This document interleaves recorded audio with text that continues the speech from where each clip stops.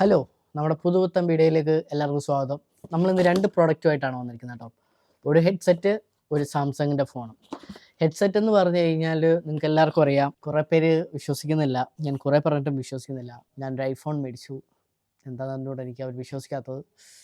സംഭവം സത്യമാണ്. അപ്പോൾ ഞാൻ ഐഫോൺ മേടിച്ചപ്പോഴത്തേക്ക് മെയിൻ പ്രോബ്ലം ആയിരുന്നു നമ്മുടെ സാധാ ഹെഡ്സെറ്റ് സാധനത്തിൽ കണക്റ്റ് ആവും, ബട്ട് കോള് വിളിക്കുമ്പോഴും തിരിച്ചു വരുമ്പോഴും പാട്ട് കേൾക്കുമ്പോഴും ടോട്ടലി മൊത്തവും പ്രശ്നങ്ങൾ മാത്രമായിരുന്നു. അപ്പോൾ ഞാൻ വിചാരിച്ചു ഒരു എയർപോഡ്, അതും വയറുള്ള എയർപോഡ്, അതാകുമ്പോൾ നമുക്ക് കോള് ചെയ്യാനൊക്കെ വളരെ നല്ലതാണ്.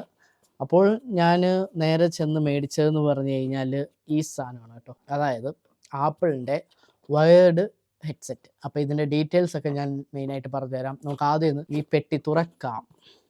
തുരുമ്പെടുത്ത കത്തി നടുക്കൂടെ സാധനമുണ്ട് കേട്ടോ.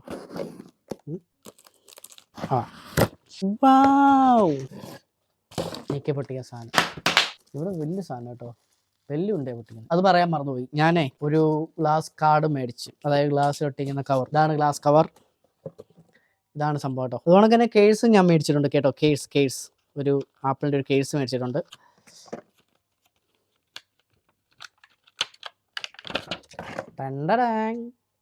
മറ്റേ സാധനം കൊള്ളാം. അങ്ങനെ നമ്മൾ മെയിൻ ഹെഡ്സെറ്റിലേക്ക് വന്നു കേട്ടോ. നൂണെന്നൊക്കെ എഴുതിയിട്ടുണ്ട്. ഇയർപോഡ്, ലൈറ്റിനിങ് കണക്ടറൊക്കെ ഉണ്ട്. ഈ സാധനം ആപ്പിളിൻ്റെ ഒറിജിനലാണോ? ആപ്പിൾ സാധനം തോന്നിട്ടുണ്ട്.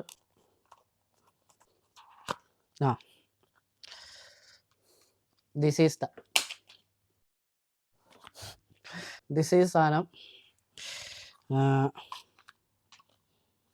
പേപ്പറൊക്കെ ഉണ്ട്, പേപ്പർ വർക്കൊക്കെ ഉണ്ട്. അപ്പം ഇതാണ് കേട്ടോ സാധനം. ഞാൻ പൊട്ടിച്ച് കാണിക്കാം.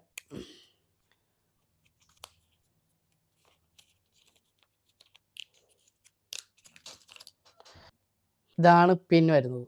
എല്ലാവർക്കും അറിയാം, ലൈറ്റനിങ് പിന്നാണത്. ഇതാണ് ഹെഡ്സെറ്റ്.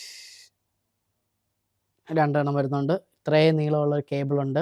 ഈ സാധനം 1000 രൂപയാണ് കേട്ടോ. നാട്ടിൽ 1000 രൂപയാണ്. പബ്ജി ഒക്കെ കളിക്കുന്നവർക്ക് ഇറ്റ്സ് എ ബെസ്റ്റ് ഓപ്ഷൻ. കാരണം ലൈറ്റൻസി ഒന്നുമില്ല, നല്ല ശബ്ദം കിട്ടും. പിന്നെ വോയിസും നല്ല ക്ലാരിറ്റി ആട്ടോ. വിളിക്കാൻ നേരത്തൊക്കെ നല്ല വോയിസ് കിട്ടും. അപ്പം നമ്മളടുത്ത ഫോണാണ് കേട്ടോ. നമ്മളടുത്തത് ഫോണാണ് അൺബോക്സ് ചെയ്യാൻ പോകുന്നത് ഗൈസ്. ഇതാണ് വരുന്നത്. This is phone Galaxy A54 5G. ഈ സാധനം ഇതിപ്പോൾ ഒരുപാട് പേര് മേടിക്കുന്നുണ്ട്. എന്താണെന്ന് അറിഞ്ഞോളൂ. കഴിഞ്ഞ ദിവസം എനിക്കൊരു ഫോൺ കിട്ടി. കഴിഞ്ഞ ദിവസം നമ്മുടെ ഇവിടെ ഒരാളുടെ എടുത്തു. പക്ഷേ എക്സിനോസ് എന്നൊരു ചിപ്സെറ്റാണ് വരുന്നത്. ഞാൻ എക്സിനോസ് പണ്ട് തൊട്ടേ ഉപയോഗിച്ചുകൊണ്ട് പറയുകയാണ്. പണ്ട് എൻ്റെ കയ്യിലൊരു മറ്റേ സാംസങ് ഗാലക്സി നോട്ട് 5 ഉണ്ടായിരുന്നു. എൻ്റെ മോനെ അവസാനം കിട്ടിയ സമയത്ത് പറക്കും. പക്ഷേ ബാക്കിയെല്ലാം നല്ല അടിപൊളിയാണ് കേട്ടോ. ഡിസ്പ്ലേ ഒക്കെ ആ സാധനം ഉണ്ടല്ലോ, എൻ്റെ മോനെ. മറ്റേ തൊട്ട് പോവല്ലേ ദൈവമേ.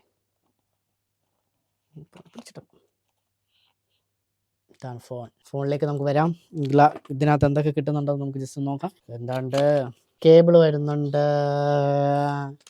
സിം എജിറ്റിംഗ് പിന്ന് വരുന്നുണ്ട്, 25 വോൾട്ടിൻ്റെ ചാർജ്, ഫാസ്റ്റ് ചാർജ് ഒന്നും പറയാൻ പറ്റത്തില്ല, ആ ചാർജറാണ് സാധനം. അപ്പം ദിസ് ഈസ് ഫോൺ.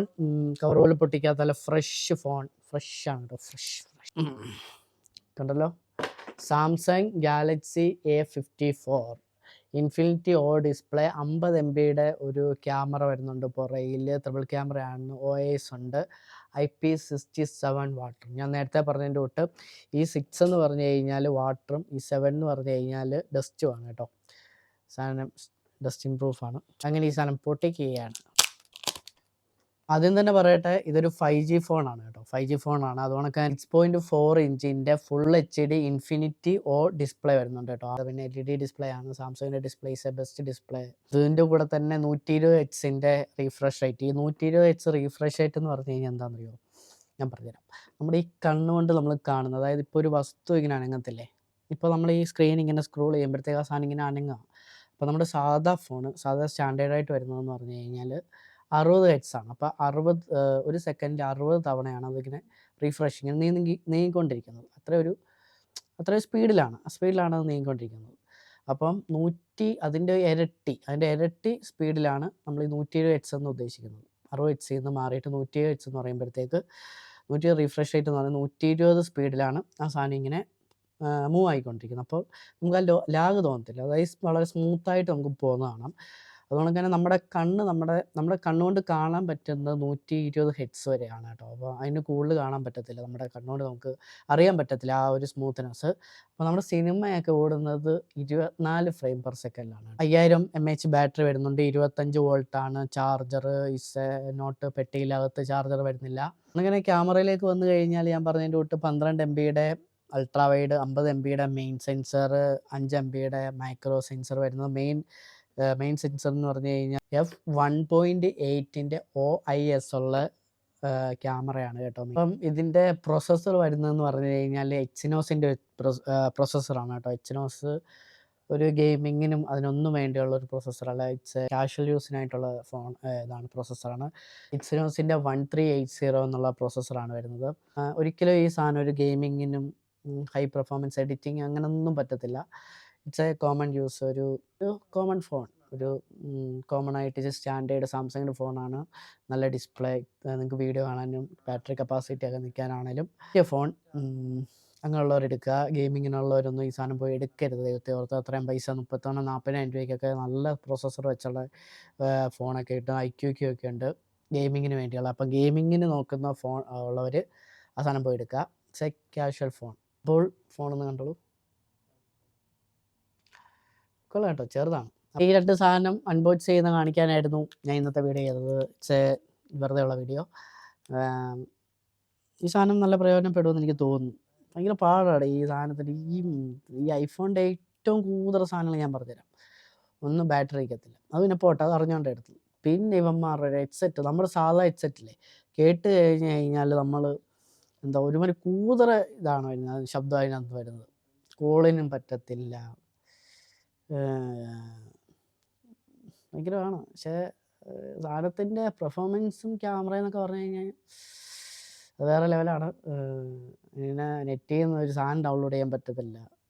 ചെന്നുകൂടെ അതൊക്കെ എങ്ങനെ എടുക്കാൻ പറ്റും, മെനക്കെട്ട് ഭ്രാന്ത് പിടിക്കും. അങ്ങനെ ഐറ്റമൊക്കെ വരുന്നുണ്ട്. ഇതാണ് ഐഫോണിൻ്റെ എൻ്റെ ചെറിയ റിവ്യൂ. പക്ഷേ പെർഫോമൻസ്, ക്യാമറ. അപ്പം വീഡിയോ ഇഷ്ടപ്പെട്ട് കഴിഞ്ഞാൽ പിന്നെ വേറൊരു കാര്യമുണ്ട് കേട്ടോ.